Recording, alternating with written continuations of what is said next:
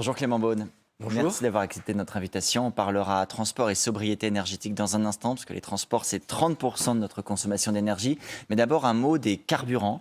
On voit 15% des stations-service en France, ce sont les chiffres donnés par le gouvernement, qui connaissent des difficultés d'approvisionnement. À quand le retour à la normale ? On voit en effet des difficultés d'approvisionnement.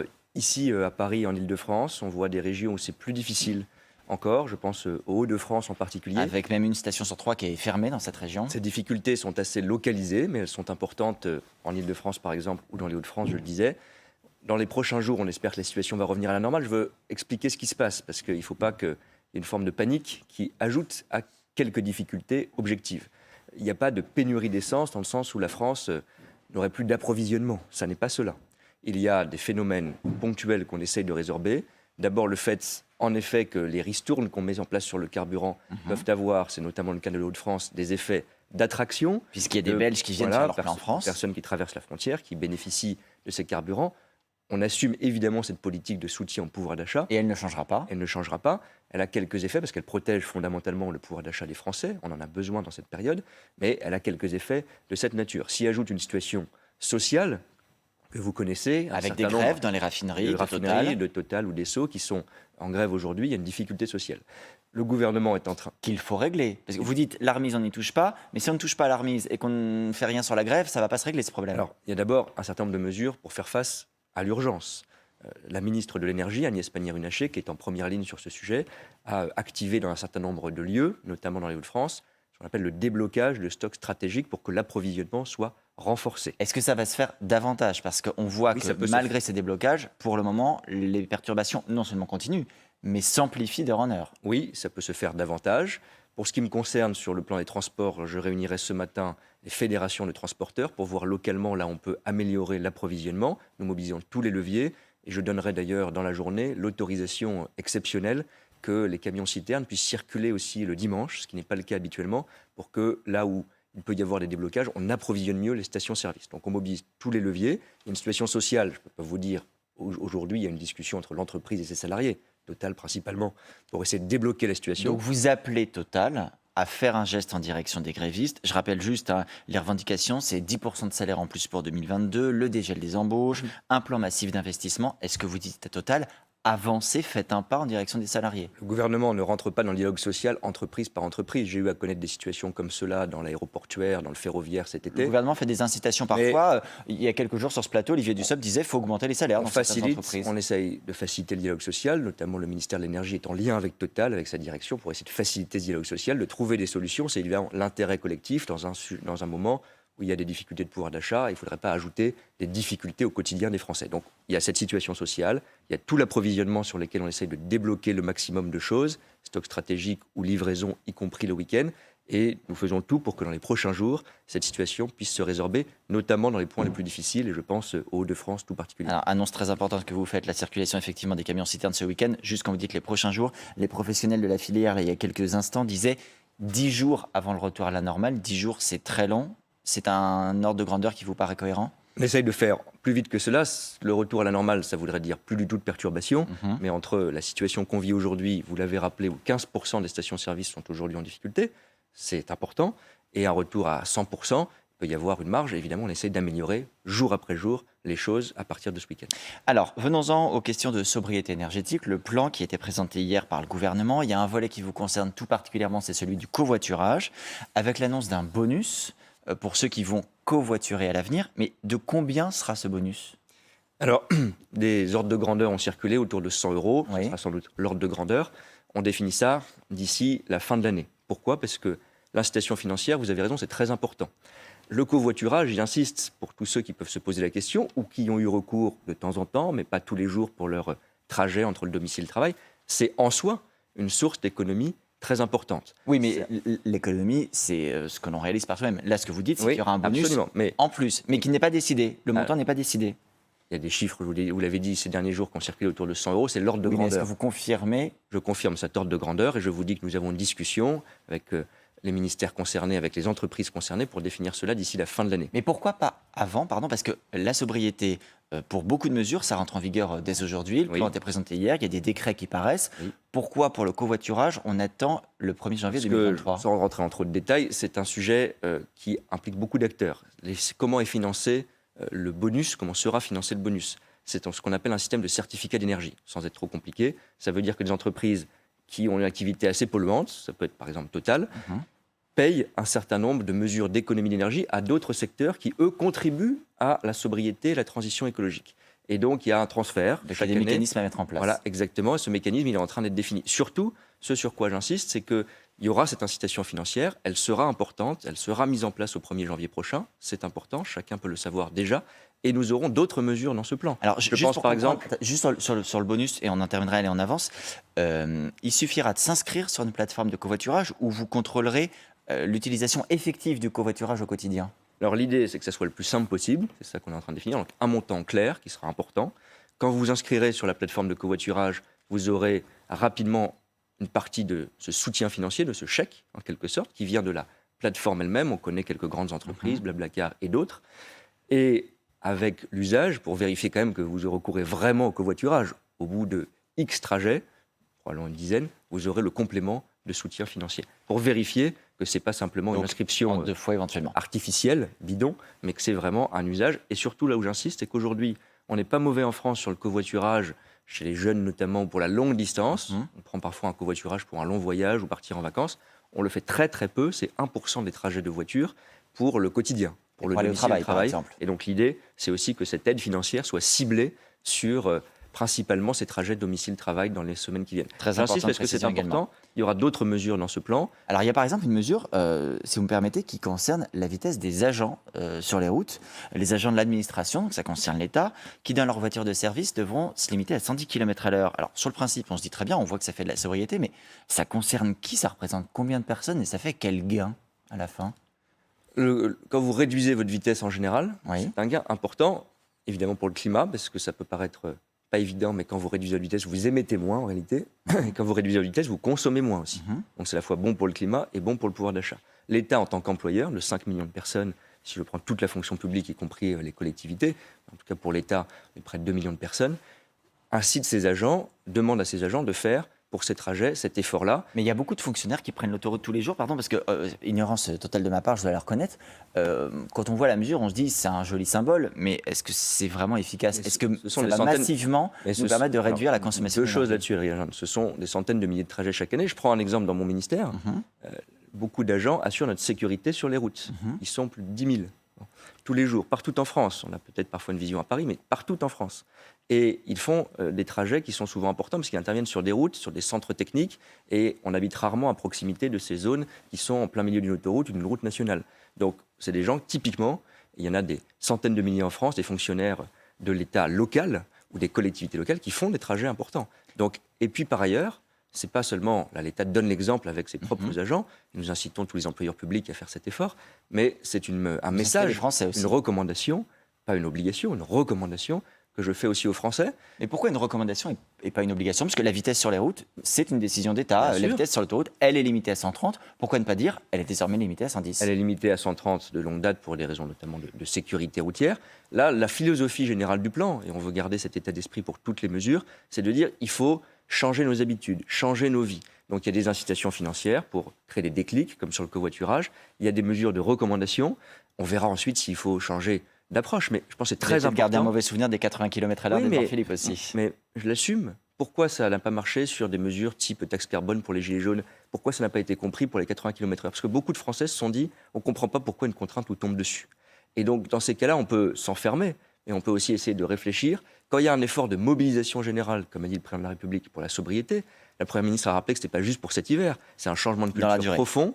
On a besoin que ça rentre dans nos vies.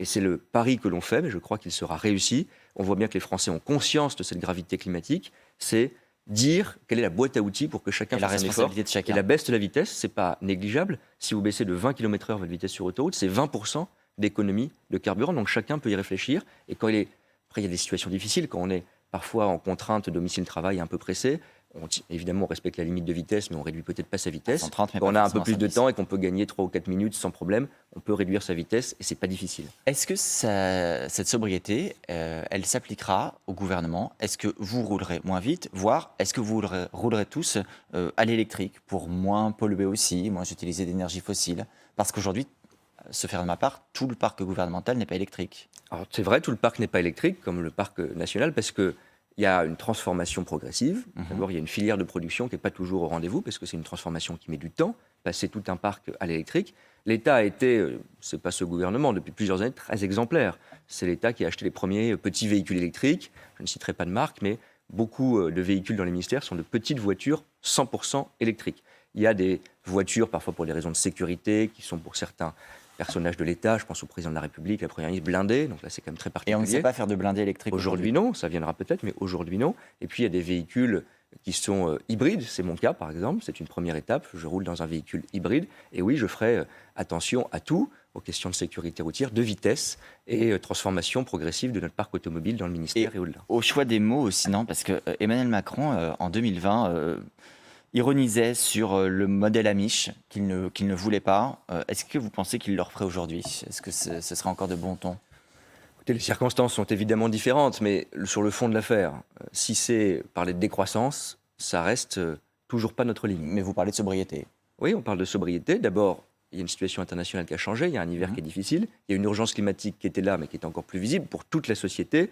Et au-delà d'un mot que vous rappelez, Amish, il y a toujours eu un discours qui a été très clair sur la transition écologique en France, dans le gouvernement. Je rappelle qu'on a quand même divisé par 2 le montant des émissions sur le quinquennat précédent. Ça ne s'est pas fait par l'opération du Saint-Esprit, ça s'est fait par une politique volontariste. J'étais en charge, vous l'avez rappelé, des affaires européennes. On est le pays en Europe qui s'est battu pour qu'on ait tous l'engagement obligatoire d'être neutre en carbone en 2050. Mais il y a dans quand même l'Union besoin européenne. d'accélérer aujourd'hui. Il y a besoin d'accélérer, bien sûr. La sobriété, on n'en parlait peut-être pas il y a quelques mois. On a tous pris conscience, notamment dans le contexte international, qu'on devait faire des efforts supplémentaires. Alors, un point encore qui vous concerne, il y a un décret, pour le coup, quand je disais il y a des mesures qui entrent en vigueur aujourd'hui, qui concernent les lumineuses. Elles sont désormais interdites entre 1h et 6h du matin.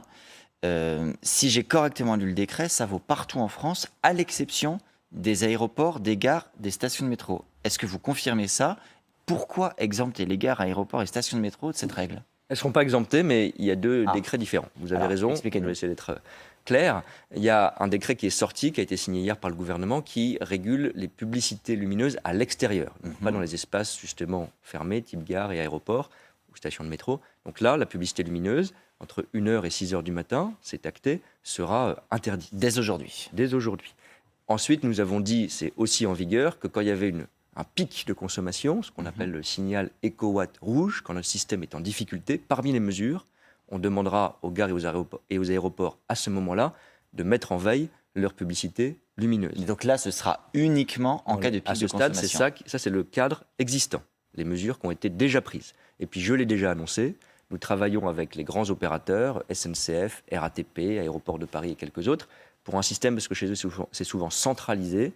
Donc, pour être clair, c'est compliqué d'activer l'extinction et le rallumage facilement. Et donc, dans les prochains mois, nous aurons ce système qui sera mis en place de manière générale. C'est-à-dire qu'aux heures de fermeture des gares et des aéroports, on est en train d'y travailler, on aura aussi ces mesures de mise en veille des publicités lumineuses. Ça prend un peu plus de temps, parce que techniquement, combien de temps quand vous dites c'est dans les quelques prochains mois. C'est quelques mois, c'est d'ici, le système sera sans doute prêt d'ici le début de l'année 2023. Mais donc, je le Mais confirme. avant la fin de l'hiver, quand même. Avant la fin de l'hiver, mais je le dis toujours, on ne fait pas seulement une mesure, on cumule Pour des cet mesures hiver. pour cet hiver, ça va au-delà. Et donc les gares et les aéroports seront aussi dans un régime de sobriété, notamment sur les publicités lumineuses. On est en train d'y travailler. L'un des mots d'ordre du gouvernement, et on le voit dans la campagne de communication, c'est « je baisse, j'éteins, je décale ». Est-ce que ça peut valoir aussi pour les trains? Est-ce qu'on peut avoir un je décale, c'est-à-dire on change l'horaire de certains trains pour préserver la consommation? Est-ce qu'on peut avoir un j'éteins, c'est-à-dire on annule des trains pour préserver la consommation? Bon, je vais être très clair là-dessus. Le plan de sobriété, il a été présenté hier. J'ai présenté la partie concernant les transports. Il ne prévoit pas de suppression de trains, de baisse de l'offre de transport public, de ralentissement de nos métros, de nos trains, de nos bus, etc. Non, il ne prévoit pas cela. Le seul cas dans lequel il peut y avoir, mais c'était le cas avant le plan de sobriété, des annulations de transport, c'est quand vous avez un accident très important. Ça peut être un accident de sécurité, ça peut être une très forte canicule si vraiment elle empêche le réseau de circuler, de fonctionner. Ça peut être un problème d'approvisionnement énergétique. En dehors de ces circonstances exceptionnelles, au titre de la sobriété, nous ne demandons pas à la SNCF, à la RATP, à d'autres opérateurs publics partout en France, de réduire l'offre de transport public. Ce serait paradoxal, puisqu'on s'inscrit dans la durée. La transition écologique, c'est plus de trains, c'est plus de transport public, c'est plus de transport vert dont ils font partie. Mais vous Donc demandez une conduite différente. Vous serez tout à l'heure à la Oui. gare Montparnasse, précisément sur ces questions de dire qu'il faut conduire Exactement, différemment. mais c'est deux choses différentes. Je vais dans un instant avec Olivier Véran à la gare Montparnasse pour voir le système très innovant qu'a mis en place la SNCF comme la RATP pour ce qu'on appelle l'éco-conduite. C'est-à-dire à vitesse égale, en ayant des pics de vitesse plus ou moins forts, vous pouvez réduire la consommation d'énergie. Et Ça même, ne change pas. même en accélérant moins, en freinant moins, on ne perd pas en vitesse commerciale. perd La pas. moyenne reste la même. On peut faire de l'éco-conduite, c'est-à-dire qu'on peut, avec une vitesse moyenne identique, faire des économies d'énergie. Et je ne demande pas à la SNCF et à la RATP de ralentir de manière générale les trains, encore une fois, parce qu'on ne peut pas faire la transition écologique sans le ferroviaire. Et donc, ce serait un signal contradictoire. Alors la SNCF, cela dit, a d'ores et déjà chiffré ce que pourrait lui coûter la hausse des prix de l'énergie. Son patron a dit 1,6, 1,7 milliards. Vous avez déjà eu l'occasion de dire que ce serait peut-être un peu moins parce que l'estimation était haute, mais il y aura quand même une hausse des prix pour la SNCF. Est-ce que de ce fait, les hausses de prix des billets sont exclues aujourd'hui? Est-ce que vous avez eu la garantie de la SNCF que la hausse des prix de l'énergie ne voudrait pas dire hausse des prix des billets?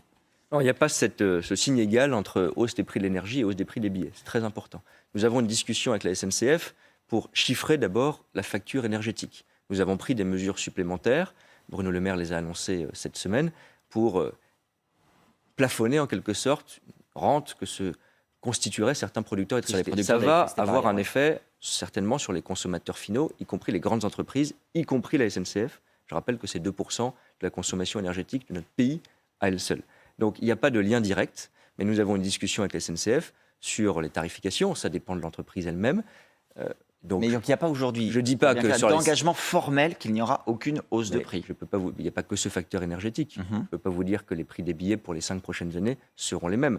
On a vu cet été, quand il y a plus de demandes, les prix des billets augmentent. Moi, ma préoccupation, ce n'est pas de fixer chaque tarif de la SNCF, ce ne serait pas mon boulot de ministre des Transports. C'est de faire en sorte que pour ce qu'on appelle les tarifs sociaux, les ménages les plus en difficulté, pour les jeunes, pour les gens qui prennent souvent le train, pas seulement le TGV, mais le train du quotidien, avec les régions, nous ayons les offres qui, pour les gens qui ont plus besoin du train, soient les plus favorables et compétitifs possibles. Donc ce n'est pas un sujet général. Je ne dis pas qu'il y aura une hausse générale des tarifs, ce n'est pas ce qui est prévu, mais nous aurons cette discussion pour que ceux qui ont le plus besoin du train aient des tarifs compétitifs et des abonnements publics qui ne sont pas trop chers. Je fais appel aussi aux régions, parce que c'est aussi à chacune des régions de prendre ses responsabilités sur les tarifs qui sont pratiqués chaque jour. Alors, les régions, elles s'interrogent aussi parfois sur la construction de nouvelles lignes de train ou la remise en service d'anciennes lignes qui avaient été abandonnées. Hier soir, dans le journal de 20h de TF1, il y avait un reportage de Mathieu Desmoulins sur un exemple en Normandie, avec des lignes qui pourraient être construites ou reconstruites. Louviers-Rouen, ça coûte 100 millions d'euros. Honfleur-Glos, ça coûte 300 millions d'euros.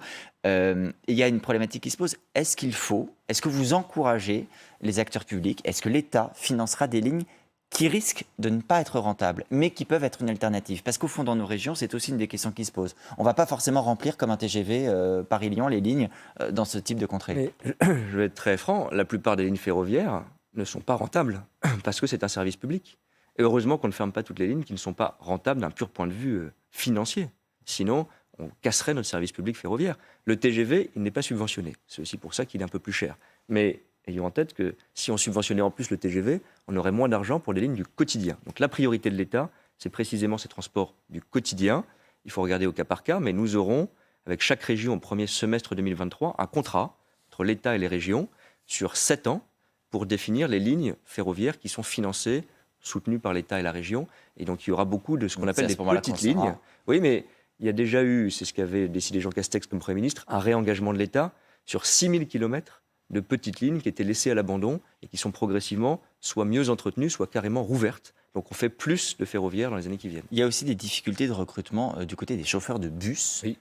En particulier en Ile-de-France, mais pas que. Il y a les cars scolaires, il y a les transports collectifs. À qui la faute? Qui a les cartes en main pour régler cette situation et faire en sorte que les transports fonctionnent normalement? C'est pas une question de faute, mais la responsabilité de l'organisation des transports du quotidien, donc dans les agglomérations, bus, métro ou tramway, selon les cas, ce sont les régions ou les grandes agglomérations. En général, les régions, c'est le cas en Ile-de-France. Donc c'est leur responsabilité de faire en sorte qu'il y ait des chauffeurs, etc. Donc c'est à elle, peut-être quoi, de mieux payer les chauffeurs Bah, pour en trouver? on voit en Ile-de-France ce qui s'est passé, par exemple. Après un peu de pression, Valérie Pécresse s'est saisie du sujet et a dit il y aura une prime pour recruter de nouveaux chauffeurs. Vous l'avez vu cette semaine d'ailleurs. Je l'ai vu cette semaine, on en a discuté, l'État est prêt à accompagner, mais c'est la région qui a la responsabilité. Nous sommes actionnaires, l'État, à 100% de sociétés publiques comme la SNCF ou comme la RATP. Et donc nous faisons en sorte aussi qu'elles puissent recruter mieux. Ça veut dire accélérer les formations, ça veut dire abaisser l'âge du permis de conduire pour les chauffeurs de car ou de bus. C'est ce que nous avons fait. Donc nous sommes une partie de la solution. Il faut que les régions, y compris financièrement, mettent les moyens nécessaires pour recruter notamment. Deux petites questions très rapides pour terminer en un mot, Clément Beaune, sur le budget qui va aussi occuper le gouvernement cet automne. Nicolas Sarkozy, l'ancien président, cette semaine a expliqué de son point de vue, si le gouvernement utilisait le 49.3, c'était une preuve de faiblesse. Il a rappelé que lui, il l'avait jamais utilisé. Qu'est-ce que vous lui répondez? Mais on préfère toujours ne pas utiliser le 49.3 parce que ça veut dire qu'on aurait trouvé un accord. Mais la Constitution prévoit que la France ait un budget chaque année et qu'il y a les outils nécessaires pour le faire. Donc vous dites pas de faiblesse? Et j'y vois pas de faiblesse parce que la faiblesse, ce serait de ne pas avoir de budget, c'est impensable. Et donc travaillons, et puis nous verrons ensuite les solutions, mais il est clair que la France aura le 1er janvier 2023 un budget. Et un dernier mot, dans ce budget, il y a aussi la question de ce qu'on fait par exemple sur les jets privés commerciaux. Est-ce qu'on les taxe différemment? Quel est votre point de vue? Est-ce que s'il y a des amendements en ce sens, vous les soutiendrez dans la discussion? Il y a eu un amendement qui a été déposé par une large partie des députés de la majorité hier. Et donc, oui, je pense que le gouvernement soutiendra. C'est un rééquilibrage, parce que le paradoxe, c'est que les jets privés sont aujourd'hui moins taxés que la voiture, par exemple, mais aussi que les avions de tourisme des petits aéroclubs. Donc, cette justice fiscale que j'ai soutenue, que la majorité semble proposer, je pense que ce serait une bonne chose. Merci beaucoup, Clément Beaune, d'avoir été notre invité. Et c'est la météo, Ange.